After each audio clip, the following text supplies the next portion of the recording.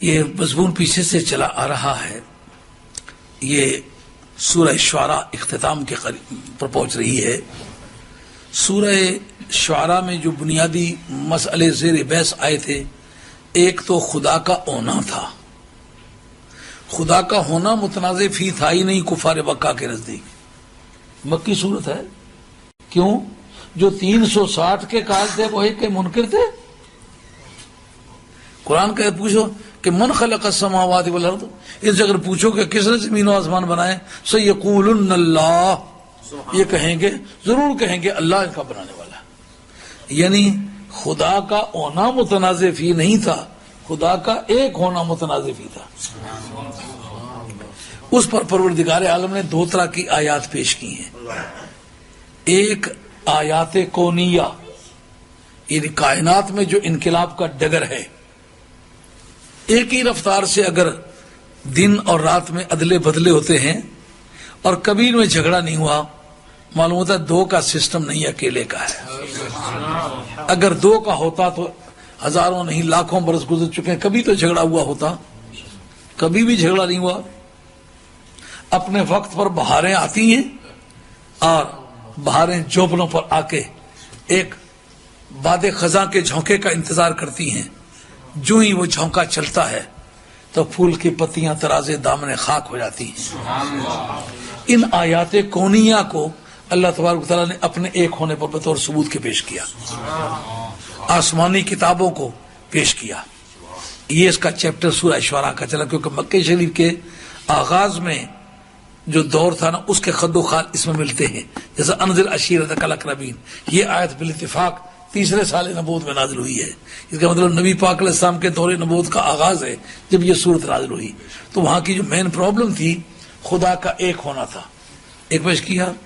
دوسرا یہ کہ جو کنسپٹ آف اکاؤنٹیبلٹی ہے، بندہ مرے گا، اس کے بعد جلایا جائے گا، اس کے بعد اللہ کی بارگاہ میں پیش کیا جائے گا. جو کچھ اس کی پرسنل ہسٹری ہے، جو اس کی پرسنل شیٹ ہے، جو اس کی ذاتی فائل بنی ہوئی ہے، وہ اللہ کے حضور میں پیش ہوگی. اور ایک ایک ایکشن اور اومیشن کے بارے میں، کرنے اور چھوڑنے کے بارے میں اس سے پوچھا جائے گا. یہ ایک ایسا تصور ہے جب یہ یقین پختہ ہو جائے کہ میں اپنے مالک حقیقی کے سامنے پیش کیا جاؤں گا، اس وقت کسی بے کس راگیر پر بھی ہاتھ اٹھاتے ہوئے دل دھکڑ دھکڑ بجتا ہے کہ اس پر اس وقت میں ہاتھ اٹھا سکتا ہوں. جواب دینے کا وقت ہے تو کیا جواب دوں گا. تو قیامت کا یقین ایک ایسا پہلا اور بنیادی مسئلہ تھا کہ پیغمبر کی شان کے لائق یہ بات تھی کہ قوم کے دل اور دماغ میں اس مسئلے کو اچھی طرح جما دے تاکہ رات کی تنہائیوں میں آدمی کا ہاتھ عمل بد سے رک سکے. کسی کی غیر حاضری میں اس کے بارے میں جھوٹی بات کرنے لگے، زبان اس کی رک جائے. رشوت لینے لگے، اکیلے میں کوئی رشوت دیتا ہے، کوئی سامنے نہیں ہے، لیکن وہ سمجھتا ہے جس نے مجھ سے پوچھنا ہے اس سے تو کوئی چیز پنہا ہے ہی نہیں، اس سے تو کوئی مخفی چیز ہے ہی نہیں. اس اکاؤنٹیبلٹی کا قیامت کے میدان میں، یعنی دنیا میں سے جا کے مرنے کا تو سب کو یقین تھا، لیکن مرنے کے بعد اٹھائے جانے کا اور پوچھے جانے کا، سزا اور جزا ہونے کا یقین آل مکہ کو نہیں تھا. اب ان کو یہ یقین دلانے کے لیے وہ چیپٹر چھیڑے گئے. کون سے؟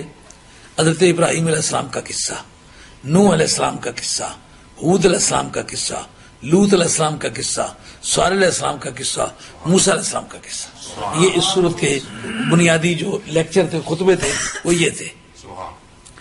اس سے کیا مراد تھی؟ سرکار کو تو وہ نبی نہیں مانتے تھے، تو اب وہ یہ خطبے کیوں پیش کیے گئے، ان نبیوں کا کیوں ذکر کیا گیا؟ وہ اپنی روزانہ کی بول چال میں ان نبیوں کو نبی مانتے تھے، ان رسولوں کو رسول مانتے تھے، ان کی سچائی کا یقین کرتے تھے.